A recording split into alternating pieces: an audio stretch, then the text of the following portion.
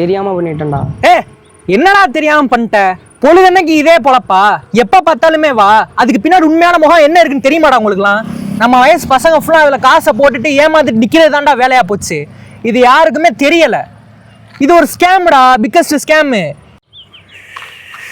நம்ம ஆசைப்பட்டு நம்ம கூட பொண்ணுங்கள்லாம் பேசுது அப்படின்றத நினச்சி நம்ம ஏமாந்து போய் நம்ம பேசுகிறோம். ஆனால் அவனுங்க பொண்ணுங்க ஆப் ரிஜிஸ்டர் பண்ணும் போதே அவனுங்க கால் பண்ணி சொல்லிடுறானுங்க, உங்கள் உண்மையான இன்ஃபர்மேஷன் ஃபுல்லாக நீங்கள் கொடுக்காதீங்க, உங்கள் டேட்டாஸை ஃபுல்லாக நீங்கள் உங்கள்கிட்ட கொடுக்காதீங்க, இதை வந்து நீங்கள் ஏன் பண்ணணும்னா நாங்கள் சொல்கிறதா நீங்கள் கேட்கணும்னு அப்படின்னு அவங்கள மிரட்டி வச்சுருக்காங்க. இது நம்மளுக்கு யாருக்குமே தெரியலை. தெரியாமல் நம்ம போய் மறுபடியும் எல்லாரும் பேசுகிறாங்க, நம்ம போய் உளுந்து நம்மளுக்கு அதில் இன்ட்ரெஸ்ட் அதிகமாகி அடிக்ட் ஆகி நம்மளோட காசை ஃபுல்லாக காயின்ஸுக்காக இழந்து அப்புறம் பேசிகிட்டு இருக்கும்போது பாதி காசாக போயிடுது. எல்லாமே போயிடுது, சுத்த போய். இது யாருக்குமே தெரில. நிறைய யூடியூபர்ஸ் எல்லாமே சொல்லிட்டாங்க. நானும் என் பங்குக்கு இப்போ சொல்கிறேன்னா நல்லவனா கெட்டவனான்னு பார்க்காதீங்க, விஷயம் நல்லதா கெட்டதான்னு பாருங்கள். உன் ஃப்ரெண்டு எவனோ ஒருத்தன் யூஸ் பண்ணுறான்னு சொன்னேன். அவனும் நம்ம தோஸ்து தான்டா. என்ன சொன்ன? அவனும் நம்ம தோஸ்து தான்டா. இந்த வார்த்தையிலையும் ஒன்று இருக்குடா. இந்த நண்பர்கள் ஆப்பு, அப்புறம் இப்போ சொன்னீங்க அது ஒரு ஆப்பு, இந்த மாதிரி பல வகையான டேட்டிங் ஆப்னாலாண்டா பசங்க வாழ்க்கையே நாசமாக போகுது. 200 காயின்ஸ் வந்து ஆட் பண்ணிட்டோம். இது 100 ரூபாய்க்கு நம்ம ரீசார்ஜ் பண்ணியிருக்கோம். அதில் ஆடியோ கால் நம்ம பேசி பார்ப்போம் இப்படி யார் வரா அப்படின்ட்டு. உங்களுக்கு என்ன ஏச்சு? எனக்கு வந்து 21. ஓகே, நீங்கள் என்ன பர்பஸ்க்காக இந்த ஆப் யூஸ் பண்ணுறீங்க? நான் வந்து டைம் பாஸுக்கு தான் வரேன், பட் அதனால மணி கிடைக்குது, அவ்வளோதான். அதனால உங்களுக்கு மணி கிடைக்குது?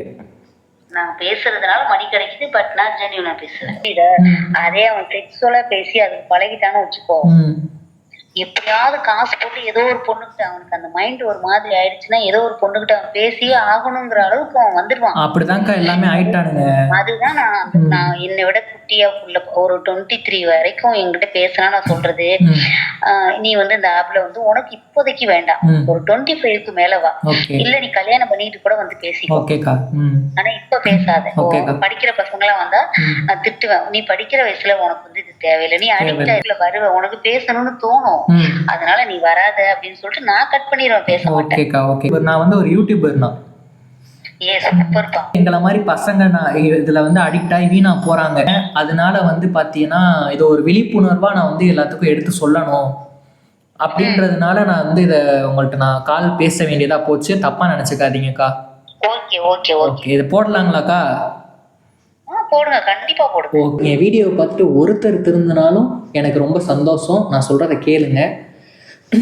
இனிமேல்ட்டு நம்ம கரெக்டாக வாழ பார்ப்போம். நீங்களும் நிறையா தப்பு செஞ்சுருக்கலாம், நானும் நிறையா தப்பு செஞ்சுருக்கலாம். எல்லாத்தையும் திருந்தி வாழ கற்றுக்குருவோம். தேங்க்யூ ஃபார் வாட்சிங்.